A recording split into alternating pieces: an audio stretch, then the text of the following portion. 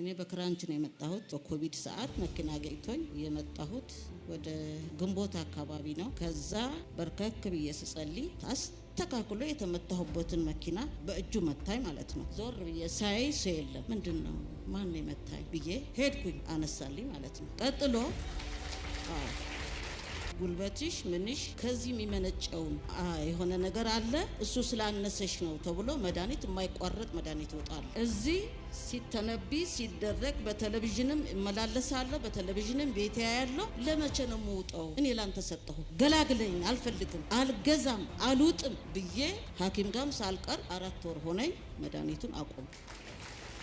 ቀጥሎ ጆሮዬ ይጮሃል፣ ታምቡር ይመታል። በቃ ታምቡር። አሁን ሐኪም ቤት ጋር ሄድኩኝ። ሲሄድ ሌላ ሆስፒታል ከአንገት በላይ መታየት አለቦት፣ መሄድ አለቦት ተባልኩኝ። ታድናለህ ትቢው ጋር ገብቼ ታድናለህ፣ ጸበሉን እንትኑ ሃይላንዱን አርጌ ታድነኛለህ፣ ተንግዲህ ወዲህ ወደ ላይ ወደ ታች የምለው ነገር የለኝም፣ ላንተ ሰጥቻለሁ ብዬ ጠጣ አረኩበት። ወዴት እንደሄደ ጠፋ።